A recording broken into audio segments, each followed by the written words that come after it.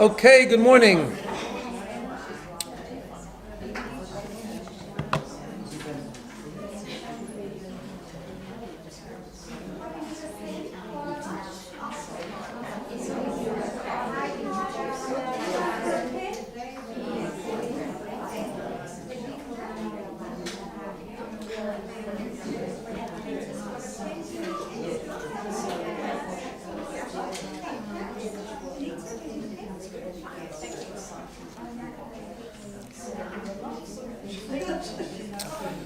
Okay, so I think we'll begin. Yep, you ready there? Okay, so welcome to week 3. We're working through the concept of thriving with anxiety. I'm trying to practice what I preach. So we'll just begin with a review of last week. Last week we talked about the difference between stress and anxiety. Similar symptoms but very different. Stress is when the demands on a person and the resources don't seem to match up. When we talk about resources, this can mean physical, can mean financial, can mean emotional, time, psychological, spiritual, whatever the resources are. But that's what stress is. Anxiety, on the other hand, is fear. Not that fear is a bad thing. Fear is a good thing sometimes, but it's fear when there's no credible threat. So we talked about stress for a little bit, and number one, initial stress is like a canary in a coal mine. It's a reminder we need to just have a look at our resources and demands. But we also talked about the fact that stress is not always bad. We are born to toil. We are born to work hard. And being uncomfortable doesn't mean bad stress. We talked about the lobster theory from Rabbi Michoel Gourarie that talked about how lobsters grow. They become uncomfortable, they shed their shell, and they grow a new one, right? But on the other hand, we do need to have a look sometimes at our resources and increase them. We looked at sleep, exercise, social interaction, time off technology, creating boundaries when appropriate. We talked about a Jewish perspective. Obviously, when you believe in Hashgacha Pratit, everything happens for a reason. Then you know where you are is where you're meant to be. If you're running late, that's what you're meant to do. And so it obviously reduces stress a lot. A healthy self-perception, when we're not living our life bound by the perception of others or dictated by the perception of others. So all those things help to reduce stress. But anxiety is totally different. Anxiety, of course, is fear when there's not a credible threat. Initially also, we talked about this idea that it could be a good thing. It creates more alertness sometimes. The example of the anxious driver who actually drives better as a result, or the public speaker who speaks better as a result. And if we don't, really, I think one of the underlying themes throughout the book that we're working through is that if we don't fear the anxiety won't get worse, right? I think that's the point that's his strong point, that when we have anxiety and we get petrified because we have anxiety, the anxiety spirals down, as we're going to talk about in a few minutes. Okay, so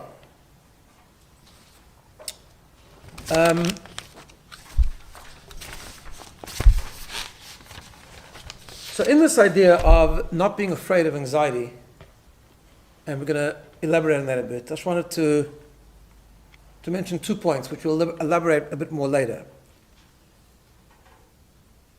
You know, it's a difficult thing to get our head around. We say it a lot, but it's important to understand what it means. There's a very famous psalm in Tehillim where King David, who, as we've talked about many times, went through a lot of challenge, a lot of potential despair, a lot of potential anxiety, so to speak, but nevertheless always worked through it, and that's the essence of Tehillim. So everyone knows, and in fact this is something that, other religions use a lot, especially in Christianity, chapter 23, right? Chav Gimel, the famous Mizmor David, Hashem Roi La'achsar, God is my shepherd, I shall not want, right? One of the things that King David says there, which is important just to stop and think what that actually means, it's quite amazing. He says, Gam ki eilech begeit salmavet, even when I walk in the valley or the shadow of death, lo irara, I will not fear any bad, ki ata imadi, because you are with me, right? Now, it's easy to say. There are a lot of songs that are composed to those words, and they're easy to sing. not easy to internalize. Because essentially, what that means is something that Talmud tells us, right? Now, he didn't say there is no bad. He said, Lo ira ra, will not fear the bad. Why will not fear the bad? Ki atai madi, because you are with me. Right? Meaning that sometimes we go through a period of great challenge, and the challenge is a challenge. But yet we have a principle, not only that everything is b'hashgacha pratit, everything is godly inspired or godly created, but there's a deeper thing in a way, where the Talmud tells us, Talmud says this with regard to when the Jews went into exile. It talks about the different exiles the Jews went through, like Edom, which was Rome, Bavel, which was Babylonia. And the Midrash says, Galu Edom Shechina imahem. When the Jews went into Rome, the Shechina, the divine presence, went with them. When they went into Babylonia, God went with them, right? This idea, from a Jewish perspective, it doesn't talk about it in the book, but this idea that even when we go through challenge, and legitimate challenge, meaning, when I say legitimate challenge, I mean something that's legitimately called a challenge, right? This notion that God, as a parent, as a father, is with us all the way. He's with us in the challenge. Now, it's very hard to internalize that, because then why did he give it to us in the first place if he's with us, right?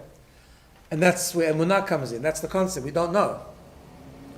The only, I guess, remote analogy you could have for that is sometimes when we have little children and we put them through things that are painful and uncomfortable for them, but we do it anyways because we need to, like taking your kid for a vaccination or something, right? When the child is, or taking a child to the dentist when he's screaming his or her head off, right? And it's hard to hear that child scream, because the child is saying, almost like, why are you doing this to me? You're my parent, I trust you, you love me, right? So why are you putting me in the dentist chair? And yet, so what do? We embrace them. We don't take them away from it necessarily, right? We embrace them while they're going through the thing. It's an amazing concept. And God is the same way. Now, God does things to us that we don't know why. You know, if we use the analogy of the dentist, we'd say it's for our good, but we don't even want to say that because we don't know why God does things. And we don't know what his plans are, and we know that we have to daven for revealed good, as we've talked about many times. We always hope and we pray and we have trust that revealed good will come our way. But when we go through a challenge, we need to know that God is giving us that challenge for whatever reason. The opportunity of that challenge is to become elevated, as we spoke about, the word nisayon. But this idea, this notion, if we can get our head around it, it's a very comforting notion.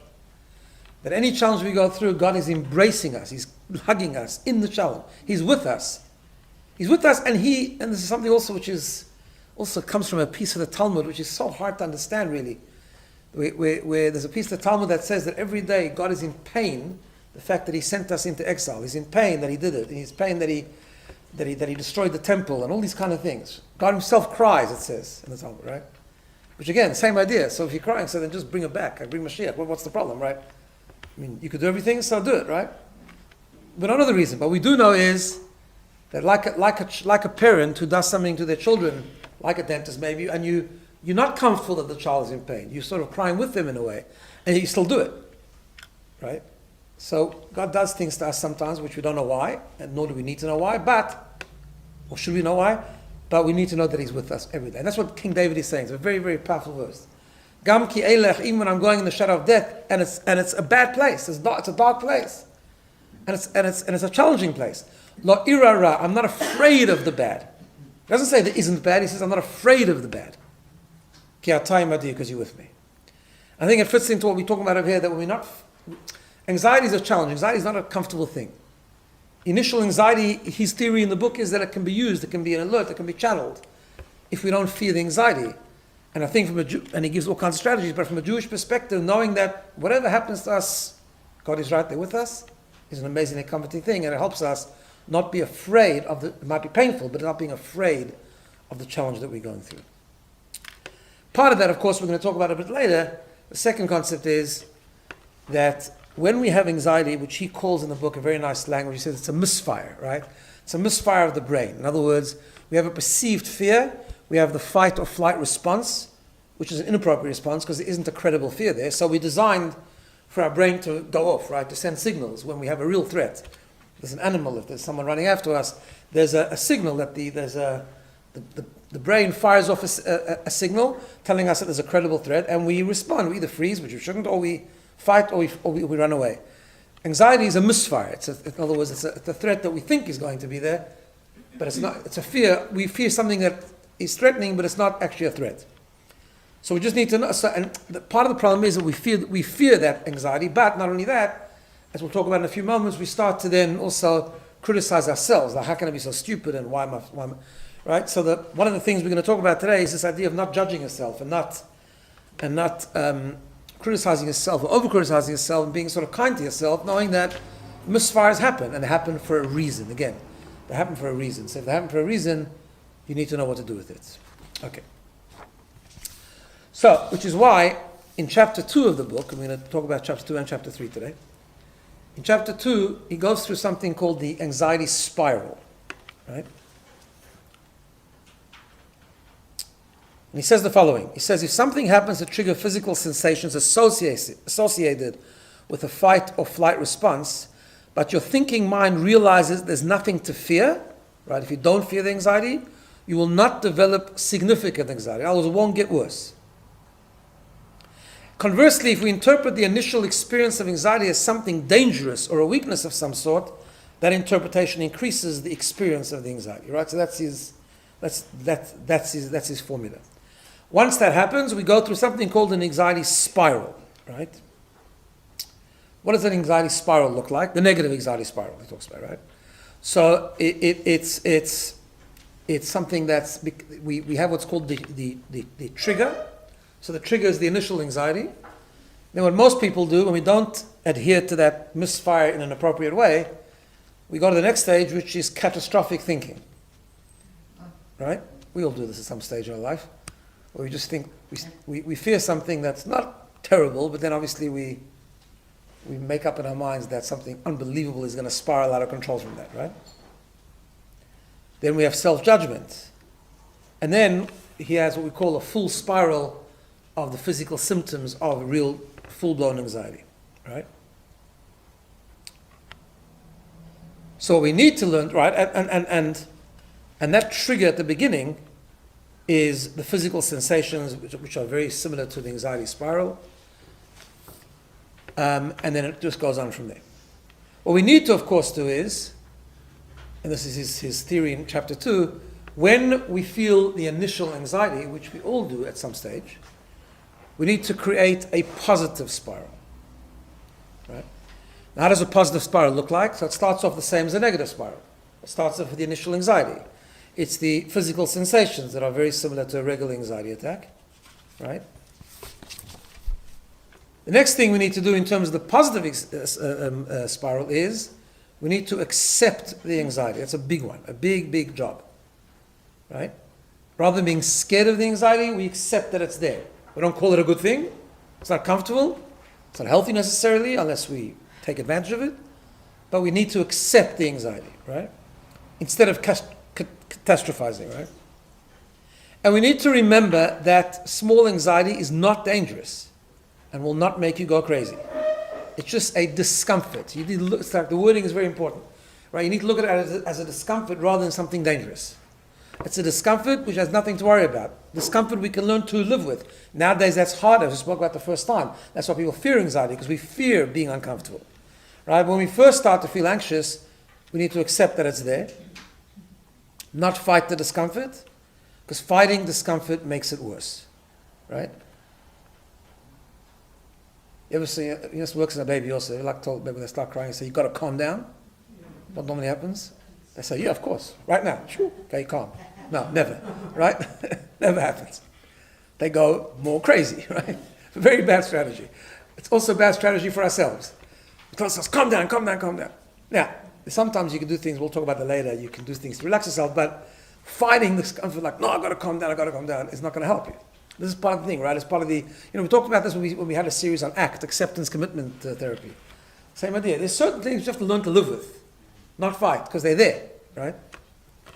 So we need to accept that anxiety, and we'll see what we do with it in a second. Then we have to have a reduction of anxiety. We have to have self-compassion, and we have self-compassion, we don't beat ourselves up, and we say, it's there, I can live with it, then we reduce the anxiety. That's what he calls the positive spiral of anxiety. Right? Now, it's important to understand that when we talk about self-compassion, right? This is a very important point that I want to make, and unsurprisingly, because I make it all the time. When we talk about self-compassion does not mean becoming complacent, because there's nothing worse than complacency, right? In other words, self-compassion is not, okay, I feel anxious, I'm fine, and that's good, and therefore I'm not going to do anything about it. Yep. So you just said there's nothing worse than complacency. Almost nothing worse than complacency. So it's quite a serious thing. Like Complacency? Yeah, very bad. Right. Why is it a bad thing? Because human beings are designed, our purpose in life is to grow. That's what makes us, we said this many times, that's what makes us distinct from other creations, even angels, who cannot grow. They're allowed to be complacent. We aren't. Right? And also what happens with human beings, if we're complacent, not only don't we grow, we go down. Human beings are a moving thing all the time. We're always moving. That doesn't mean, by the way, we move in a straight line. Either way, it can be zigzaggy, which is fine. Ups and downs, that's also good. And sometimes we move downwards in order to have a bigger upwards. That's okay. But we're always moving with the goal of going up. Sorry, you were going to say something. Okay. Right? Now, it's not complacency. It's about understanding that what is happening to me is normal. And by the way, this is not only to do with anxiety. There's a famous book, which is the foundation of Chabad philosophy, called the Tanya. And some people study a passage of Tanya each day. I do that, and it happens to be right now, we're right now in a Tanya is divided up into many, many different sections. Right now the section is the most fascinating section. It's about the Alter Rebbe, the author of Tanya, dealing with things like anxiety and sadness and beating yourself up and what happens if you have negative thoughts and all this kind of stuff, and how important it is not to be beaten down. And part of the things he says there is that when a person is not only to do with anxiety, it's with any thought, right? Even thoughts that are actually negative, and there is such a thing as negative thoughts or negative feelings, right? It's not true what people say today, that every emotion is okay. It's not true. There are emotions that are not good. We've talked about this before. However, what is important to understand is that when a negative or toxic emotion comes into your consciousness, if you get upset that it came there, and you beat yourself up, like, how could I have thought that? How could I have felt angry with that person? How could I have felt jealous? He says that if for the most people, the most of the population, I'll explain why I say most in a second, that is arrogance. Why is it arrogance? It's actually arrogance. He says it's coming from an arrogant place. Why? Because he says the whole book of Tanya is based on this following principle. It's based on the two souls that we've talked about before, the animal soul and the godly soul, right? Who struggle with each other all the time. And there's different types of people. There are only a very few select people in the world who have conquered their animal soul, and their godly soul is in full control. Right? Those are special people. If you're one of them, you're in the wrong address. Right? Yeah. I can't help you. I have nothing to offer you. Because I'm certainly not there, but right? So what was the Tanya based on? The Tanya is based on what he calls the Benoni, the average person. Not average person in terms of conduct, but average person in terms of aspiration. The average person is a person that has both souls very active. And the average person is a person who's going through a struggle, and the average person is a person that your animal soul will say its piece very strongly from time to time. Right? And our job is to provide mastery on a behavioral level to the godly soul and to work with it. So in other words, every single average person, except for those select few, right? The majority of the population will entertain negative thinking, negative emotions, toxic emotions. Our job is then, what are we going to do with it? Right? Are we going to work to eliminate it, or get rid of it, or to work with it, or whatever the approach is. And therefore he says, if you were suddenly in the middle of the day, and he gives two examples, interesting examples, he says it can happen in two contexts. It can happen when a person is like in the middle of a spiritual experience. He can be doing in the middle of tefillah, and he's focusing, and he's trying to connect to God, and suddenly this crazy thought comes into his head, right? And you think, I thought I was such a good guy. I thought I was like praying, and I was connecting, and suddenly, where did this come from? I must be a terrible person. No, it just means you're a normal person. Because the part of you that's praying and connecting is coming from your godly self, but there's another part of yourself, and they're working hard, they're resisting, there's a tension, right? Or it can happen if something happens during the day. You can be in the middle of work, and you can be in the middle of entertainment, whatever you're doing. or someone says something to you, whatever the case is, suddenly you have this negative emotion, whatever it is, or negative thought. And if you start beating yourself up, he says, that's arrogance, because what are you, a tzaddik? Are you one of those select few, that one of those 36 people in the world that never have negative thing, right? Welcome to most of the population. You're a normal person, and no problem. And in fact, you need to welcome it, he says, which is an interesting thing. Why? Not welcome it in the sense of harbor it, in other words, keep being angry and keep being hateful or keep being jealous. No. Welcome the opportunity to work with it, to master it, to get in control of it. Welcome the struggle, because that's why we were created. Welcome to being a human being, that you are now able to work on not being so jealous, or to channel that jealousy into good jealousy, or to channel that hate into intolerance of evil, or whatever the strategy is. That's not for now. I'm going to talk about anxiety soon, but you are normal. You are normal. You have to be thankful that you are normal, and all it is that you have the opportunity to work hard. So when I said before self-compassion, what I meant was, you have self-compassion that you're not bad, you're not abnormal, there's nothing wrong with you. You are perfectly normal. Welcome to the normal human being race. But take responsibility. Be ready to work. That's what you have to welcome. So it's not about being complacent. Self-compassion means you accept that this happened to you because you're just a normal person. But also accept and welcome the opportunity to work hard with it. Is that clear? Does that make sense? Yeah? Okay. Now, in going back to the book, Thriving with Anxiety, he mentions a very, very important thing, and I think it's got to do with this whole idea as well. And that is, we need to watch our own language. Meaning not the language, when we say watch your language, it normally means I talk to other people, right? But he means something different. We need to watch the language that we talk to ourselves, right? Very, very important. Because, sorry? Always said the universe is listening to what you say. Yeah, exactly, very good. Even when we don't say it. Even though say it doesn't mean verbal language, it means brain messaging, right? Because we do, right? We don't like when other people criticize us, interestingly enough. None of us like when anyone criticizes us. But we're very quick to criticize ourselves if we think no one's listening, except for the universe, right? But we over-criticize ourselves, so we're actually not very compassionate to ourselves. And again, being compassionate to ourselves, self-acceptance in a complacent way is not a good thing, but we need to be kinder to ourselves, that we are normal. Because if we don't want to spiral down into a negative anxiety spiral, we're talking about anxiety now, right? Then we shouldn't use mean-spirited language, we shouldn't use bad language. So, he says, negative self-talk tends to make anxiety spiral out of control. Now, he says something very fascinating, which alludes to what I said before, coming from the Tanya, but he brings it out more and actually fits into something else that the Tanya says in these chapters. And I want to share it with you. We've talked about it before, but it's a very important concept. And he asks the following question. He says, how can we hold ourselves accountable while being self-compassionate? And that's a very good question. We talk about self-compassion and being positive with ourselves, but again, we still need to be accountable, right? So in other words, it's these two things have to happen together, right? That's what I was saying before. You need to be compassionate to yourself, but it's more about accepting that you are normal, but you need to be accountable.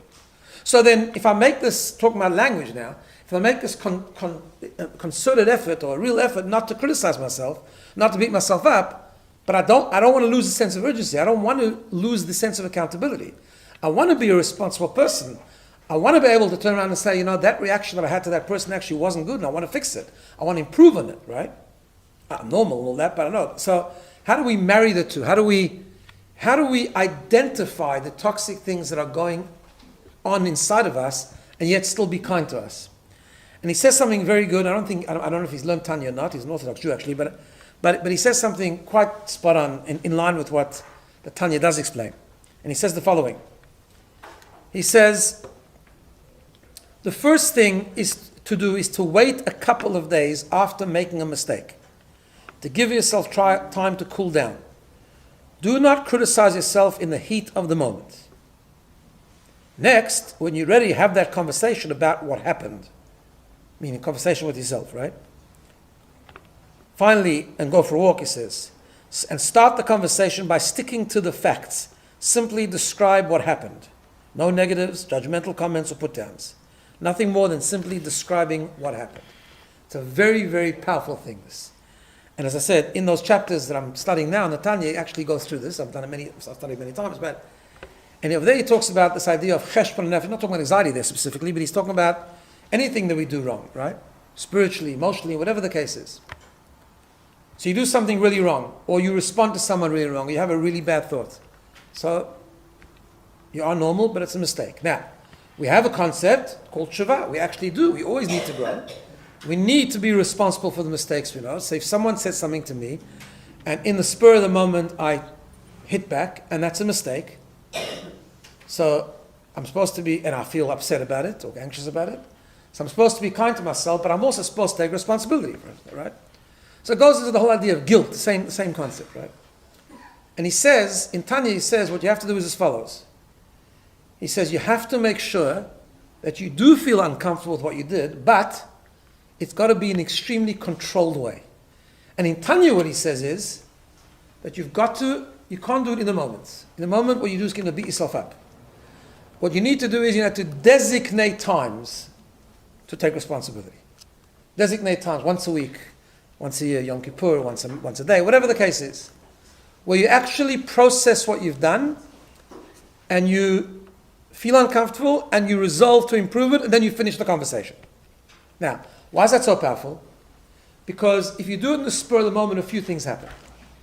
If I walk away after having responded to someone negatively, to give that example, and I'm beating myself up, I'm actually not sticking to the facts. I'm actually putting myself down. I'm not feeling uncomfortable with what happened. I'm not dealing with the issue. I'm dealing with me.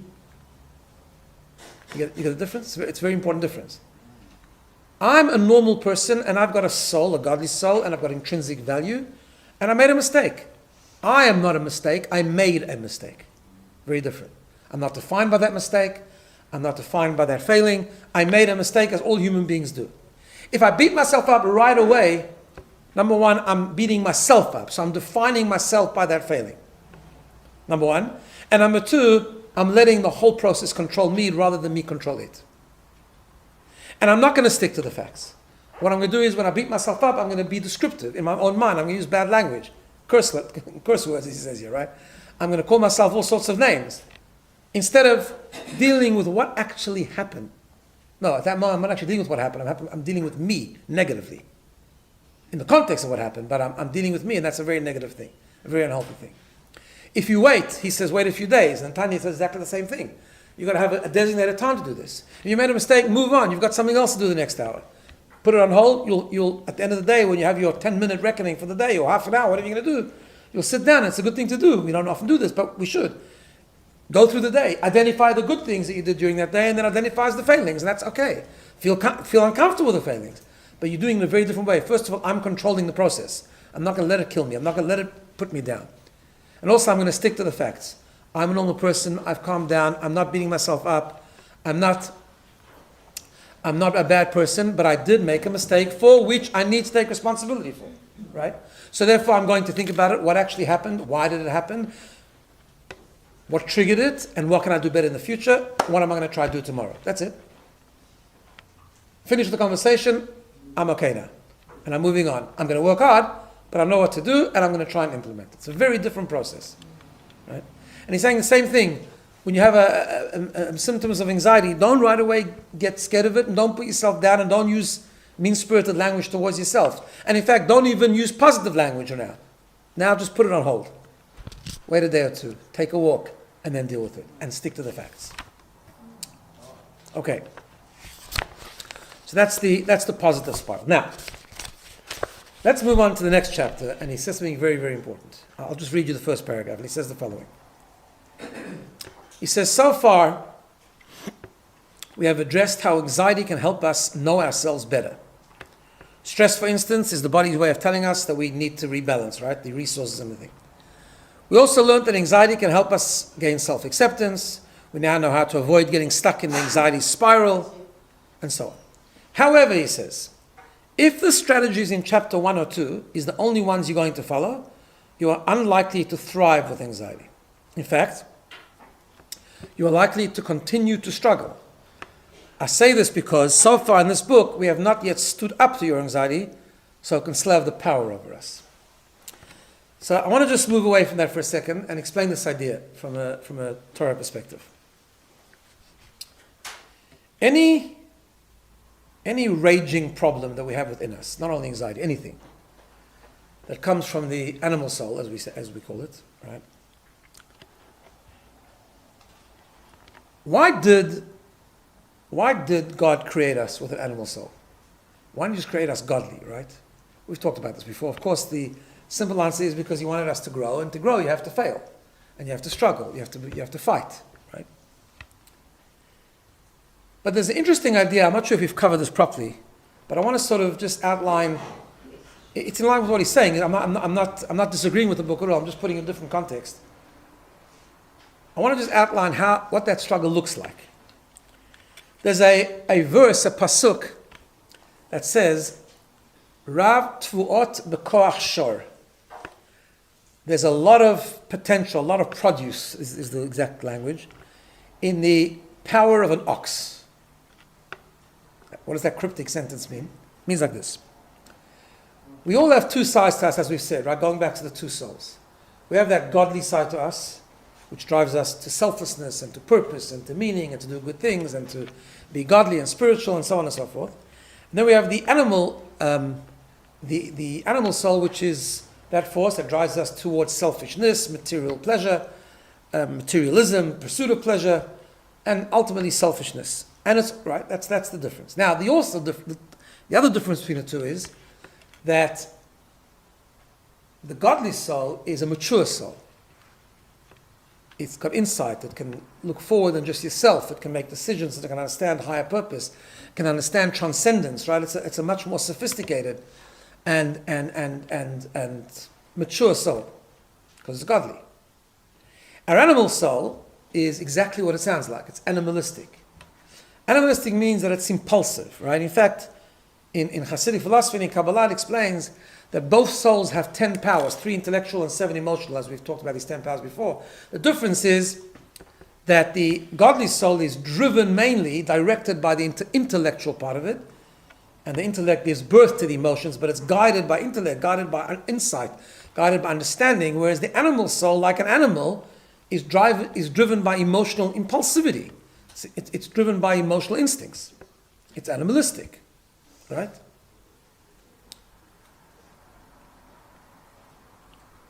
Now, I'll give you an interesting example so it makes it real, right? So let's take a child, a very young child. I don't mean this negatively, but young children are a little bit like animals, right? So also grown-ups. When they don't grow out of it, yes. Why they don't? Because it actually does say that when a person is born, the godly soul doesn't actually express itself until later, until Bar Bat Mitzvah and so on, right? Which is also why there's no intellectual maturity in a very young child, right? So young children, by design, by the way, because they're getting to know themselves, and that's fine. It's a godly design. But they are very animalistic. They're extremely self-centered, right? In fact, the job of a human being is to mature out of that eventually, right? They're very impulsive. In fact, for the good and for the bad. Like I always say, parenting, when parents ask me about sibling rivalry, I always say it's a problem, but sibling rivalry is actually more of a problem for the parents than it is for the kids. You ever saw two kids almost kill each other, then 10 minutes later they're best of friends. You're still having a heart attack and you're having post-traumatic stress disorder because of what happened that morning, but they're fine. Right? Because that's what happens, right? The emotions come, the emotions go, it's up and down, it's fine, right? So they're very impulsive, very instinctive, very self-centered, and so on and so forth. And yet there's something amazing about child energy, right? That is innocent, that is pure, that is exciting, that is enthusiastic, that is passionate, right? That animalistic energy is actually a very powerful energy. Which a lot of grown-ups, the ones that do grow out of being an animal, the downside is they often lose that. They lose that childlike energy, right?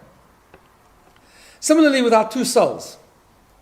So we have an animalistic soul. The animal soul needs to be controlled. It's not driving us to do fantastic things. It's driving our ego. And therefore, the simple formula normally, as explained at length in in Kabbalah and in Tanya and so on, is that we need to give mastery to our godly soul over our animal soul. Yet, there's much potential in the power of an ox. There's some energy that the animal soul has that is so powerful that we have to learn to harness it. Just like when we grow up from being children, we actually have to learn the art of maintaining a little bit the child within us, harnessing the childlike energy within us. Right? Yeah, is that clear? It's a very important concept. So, a similar concept can be applied, as he does sort of in the book, doesn't use this language, but I just want to do it for clarity and just to understand the Jewish perspective on it, is that dealing with anxiety is the same thing. As we started to allude to, anxiety can have actually an amazing energy to it. It can propel a person to transcend themselves, to bring out greater strength. We're on alert. There's certain adrenaline that comes out when we have anxiety. But we've got to do it carefully, because anxiety on its own is not a healthy thing, to be anxious, right? Just like the animal soul, it's not a healthy thing. So what's the process? The process is we need to be able to thrive from that energy, but the way we do it is to confront it first. In other words, like we don't, talking spiritually now, we don't say about the godly soul and the animal soul that it's important to say, animal soul, you're my big friend because you've got such potential. No. We actually confront it and gain control over it. And when you confront it, then you use it the way you want to use it. Right? Does that make sense? In other words, you don't embrace it initially, you've got to confront it first. To use an example he uses in the book, he says, in many respects, dealing with anxiety is a lot like dealing with a schoolyard bully who tells you to hand over your lunch money or he'll beat you up. Until you stand up to the bully, you'll keep going hungry. But if you say, I don't care what you do to me, in other words, you avoid the issue, I'm not giving you my money, you may have some scary encounters, right? So in other words, he goes on, but basically the idea is that when you get something that's potentially threatening, you can't avoid it. You actually got to confront it. When you confront it and then you're in charge, you can actually use it out. You can become a stronger person. So how does that relate to anxiety? So he brings in a very interesting process. I'm sure some of you are aware of this. But there's a therapy when it comes to anxiety, and I'm not sure it applies to all aspects of anxiety, all instances of anxiety, but there's a very amazing sort of therapy that they talk about when they talk about anxiety, which is called exposure therapy. Right? Exposure therapy basically means that if you gradually build up a tolerance for the very thing that's making you anxious, you overcome it. You overcome it by confronting it, right? So we take simple examples. So I'll just read you the definition. The captures the essence of what drew me to exposure therapy. Facing our fears instead of avoiding them strengthens our ability to be comfortable with the very distress and uncertainty that we find so disconcerting about anxiety. Exposure therapy works by gradually building up one's tolerance for facing anxiety. First of all, small steps, but then you build it up. So for example, if someone is scared of driving, like I was many years, not so long ago, right? Or you're scared of flying, and you're scared of spiders, or you're scared of whatever it is. Exposure therapy is actually that's a whole strategic thing that actually slowly, I mean, it's a hard process. He tells a story in the book about someone that is incredibly scared of spiders. And he worked with her the entire day. And they started off the day just by drawing pictures of spiders, which was for her was like terrible. Right? Because when you're exposed to it and you make measurable steps to be exposed to it, you realize that you can do it. Right? And so, and it's fine. Now, they call it, in fact, it got a lot of criticism. Exposure therapy, apparently, I didn't know this, but it got a lot of criticism because people felt that the job of a therapist is to calm the person down, to make them relax, to strengthen them, to enhance their well-being, and so on and so forth. And people describe people providing exposure therapy as being cruel, being torturous, right? Because the truth is that it is cruel, but it's cruel to be kind. Meaning when you confront anxiety, it is much harder. The person becomes much, much more anxious. Right? When I first, not that I was that anxious, but when I first got my license, I'll never forget, I was driving one of the first few days, and someone I know very well saw me. And he said, I see you driving. I said, yeah, I am. I was very excited. He said, I've never seen someone that drives with two hands on the steering wheel like that. I didn't even notice it myself, like I was. Right? But Rabbi, it's much easier to do exposure therapy to a spider than to your thoughts. Correct. And I've done some of the stuff where they say if you take the anxiety and you imagine it as a little gnome, or whatever you want, then that's a nice beginning place to be able to make it like a spider, right? Because it's something that you... Yeah, right. So they... the vision or the... They have this. There's a book I once read about anxiety in children. They talk about naming it. So like it's a dragon, for example. Yeah. It's not you. And I can see it and I know it. Yeah. So I mean that has many benefits. First of all, that's an important part of the process because it's important that you don't define yourself by your anxiety anyway. Because as soon as you do, there's no way of changing. And second of all, it's about something that you can then locate and you can sort of imagine as a thing that you need to confront. Correct. Yeah, that's there. Thank you for that. Right. You know, it's interesting. They do this in all sorts of different. I've heard this many times, but I just heard this other day, someone discussing it. They do this a lot of time with people who actually really suffer from obsessive compulsive disorder. That's one of the therapies that they use, to actually make them do the very thing that they're scared of.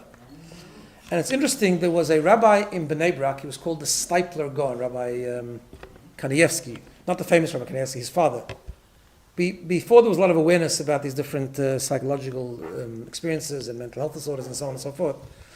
You know, when someone has, I'll just mention what's interesting, when people have OCD, unfortunately, it's a very, very debilitating disease and a very, very torturous disease. There is treatment, sometimes medication, sometimes therapy, sometimes both, or probably more often than not both. And it expresses itself in many, many, many different ways. And one of the ways that it expresses itself sometimes, especially for people who are more religious, is in religion. Right? Religion is a perfect, fertile breeding ground for obsessiveness and compulsiveness. Not that it is. It's not supposed to be that way. But if someone is suffering, religion doesn't cause OCD, by the way. That's a myth. Religion is a mean of expressions of someone who has OCD. So, for example, like Pesach or Kashrut, right? So there was a story of a young yeshiva student. There's a halacha that every day there's a mitzvah to read the Shema, right? And when you read the Shema, you're supposed to say all the words carefully, and that's a mitzvah in the morning and in the evening. And the Shulchan Aruch, the code of Jewish law, says that if you don't know what you're saying, it doesn't matter, and if you didn't pay attention, it also doesn't matter. It's nice to pay attention, but it doesn't matter, except for the first line of the Shema. First line of the Shema, you actually have to concentrate and know what you say. Now, that's not an insurmountable thing. If you know the translation, you stop before you say Shema, you think for a second, and you say it. So there was a yeshiva bach who obviously was obsessive compulsive, and he was always anxious. He didn't pay attention. So a typical expression of OCD would be in such a case where the person will then now start repeating that line again and again and again because he didn't have kavanah. Maybe every word I didn't think about, or maybe I didn't know the exact translation, right? And if you leave it, it gets worse and worse. That's what happens. So you might repeat it 10 times the first day, and then in a matter of 6 months, you'll be repeating it 100 times, right? And they don't know what to do with him, right? Like, should I just tell him not to say the Shema altogether? Maybe he won't listen. What should I do? So they went to this Rabbi Kanievsky, the Stipler Gaon, and asked him what to do. And he wrote a letter, and he said, what you have to do is as follows. And it's amazing. I heard Dr. Pelkos talk about it, and he was saying how actually advanced it was in terms of how in line with therapy protocols. He says you have to tell him in my name, because he was a great halachic posek authority, that he must say the Shema every day, but he's not allowed to say it more than once. I'm ruling halachically, he must only say it once, right? And you mustn't tell him the reason. Meaning, you mustn't say because probably you had kavanah then, probably you did think. No. I don't care if you did, you didn't, doesn't matter. Just do it. Only say it once. What that is exposure therapy. In other words, I want you to say the Shema. I don't want you not to say the Shema. That's avoiding the issue. I want you to say the Shema every day, but I'm ruling halachically, you are prohibited from saying it more than once. Now you can imagine the first day the guy does this, it's much worse than any other day. Right? He's now said it, and he's now petrified that he hasn't done the mitzvah. Right? But he's not allowed to say it again. So he's been he's confronting his anxiety. And eventually it cured. Because that's what happened. Right? Because you realize you didn't die. There was no bolt of lightning coming out from the heaven. It didn't strike you, right? You were able to go through the rest of the day, and it eventually was okay. He did his best each time, as we all do. We're not perfect. If we have to concentrate on a line, we try to concentrate as best we can. That was it. He moved on. So it was a form of exposure therapy. I'm just saying, exposure therapy can take place in many, many, many different forms. Now, why is that? What does that apply? How does it apply to us? Now, it could apply just to things that we're scared of, so we confront them. But for example, let's say it's something you really want to do, right? I'll give you an example. Let's say, in terms of our own growth, in terms of our inside sort of inhibitions and things like that, right? Some people will never ever get up and talk publicly. Some people have real anxiety of public speaking, right? Now, we're not talking about someone that publicly speaks. We talked about last week, that people who speak publicly, but they're just always nervous beforehand. That's not a terrible thing. Probably makes them speak better. But let's say someone who just never gets up. Now, that can be very debilitating. I mean, you can go your whole life and not public speak. That's fine. Not ever open up your mouth. But it's a problem. First of all, there's a lot of times people want to share things. Spiritually, it's a problem. A lot of times that we are born to be communicators. We are born to inspire each other, right? So it's an area of life, actually, which is a good thing. I don't mean that everyone has to become an orator. It means that people have to feel comfortable, whether it's with 2 people, 3 people, or right? We have an obligation in this world to inspire other people. That's part of our own growth. To give to other people. When we give to other people, we receive. When we give, we learn more than we learn ourselves. And all these kind of things we've talked about many, many times, right? So when a person feels that initial anxiety, this is a case, for example, I'm just giving an example, where a person can administer the exposure theory on their own. Now, it's a hard thing to do, but when you confront it, then you end up using it. You say, I'm not going to let you control me. Naming it maybe, right? Giving it a name, giving it a process, giving it a visualization, and saying, I'm not going to let you control me. And if I don't let you control me, meaning I'm not going to avoid you, right? That's not what it means. Not letting something control you doesn't mean that I avoid it. Because avoidance actually doesn't work.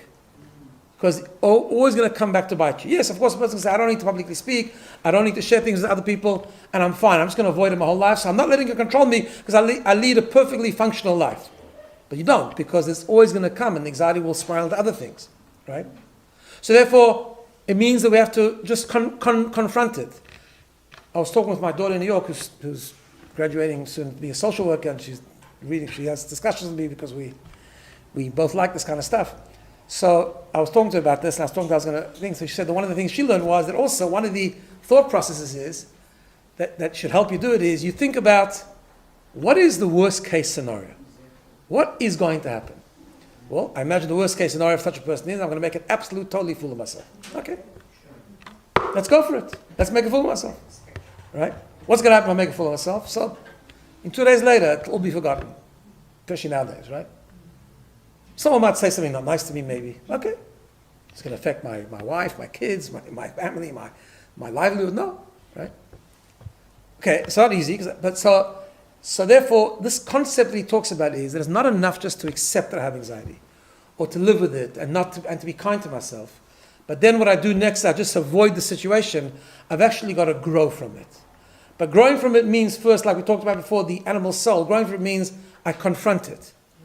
Right now, you're a negative force in my life. I'm not going to let you do that. I'm not going to let you control me. I'm actually going to confront you. You don't want me to public speak? I'm going to get up there and say something. And therefore, I'm going to be propelled into doing something I didn't want to do. Now, imagine what this means, right? What this means is, and just in this example, but it can be many examples like that. It can be sometimes a person's anxious to do something for themselves, anxious to go out and volunteer in an organization to do kindness for others. They might be anxious to do another mitzvah. They might be anxious to learn something that maybe they don't think they can master, right? All these things, when we confront it head on, what's actually happened is amazing. We've confronted it, identifying it as a negative thing initially, but because of that, I'm going to confront you and I'm going to do it anyways, and I'm going to go through this sort of internal exposure therapy, and therefore it's going to become a catalyst for my growth. So that I now speak to other people and I can inspire other people because I was reminded that I have to. Who reminded you? Your anxiety.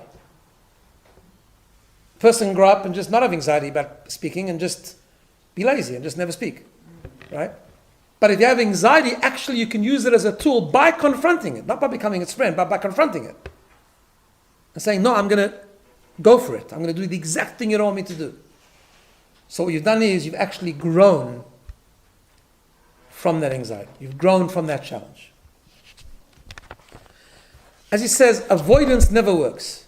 Not only avoidance doesn't work, but also he says that just trying to, it's an interesting thing he says, just trying to calm yourself down and relaxation also doesn't work. What's interesting, and I was thinking about it, I think obviously relaxation and meditation, all these things, of course help, but I think it helps more when you're stressed, not when you're anxious. Two different things. Or if you've done that pause thing and you're recalibrating. Yeah. You recalibrate, exactly. So it's got its, right? So like when I'm on a plane, I'm not anxious, I'm just stressed because I get stressed every time I travel. All right? I've now worked it out, by the way, it's not anxiety. I don't like it, and I'd rather be there, I just don't like being stuck, cramped in it. Yeah, so there, breathing, stopping, relaxing will be amazing. But if you have a fear to do something, make myself relax just means I'm avoiding the issue again. So sometimes you have to allow yourself to become uncomfortable, confront it head on, and grow from it. Sorry, Lati. In the airport, the thing is you're not in control the whole time because they let you through, they say when you can go, and they don't. So I feel like, and stopping and breathing is good, but if you can accept that you're not going to have control this whole time, you just have to be there. Yeah. That's different type of anxiety. So it's not something that it's not an anxiety that I can confront. I can confront a different way. I can confront this. I'm not going to let you do that. I'm going to give up control because it's something out of my control. And that's why we want to get this. That's a different type of anxiety. It's like worry of something that I'm totally out of control anyway. Right? Exactly. So that's the one aspect. That's the one idea. He talks about confronting anxiety and therefore actually growing, allowing the anxiety to propel you into becoming a different and better and more functional person than you were before, and actually becomes the very catalyst for that, for that growth. Later on in the book, he gives many, many other examples, which hopefully we'll go through in the next coming weeks. That's it for today. Yes? What's the dress code for tonight? Whatever you want, whatever you're comfortable with. At BINA, we take you how you come. See you all tonight, hopefully, and it's going to be an amazing evening.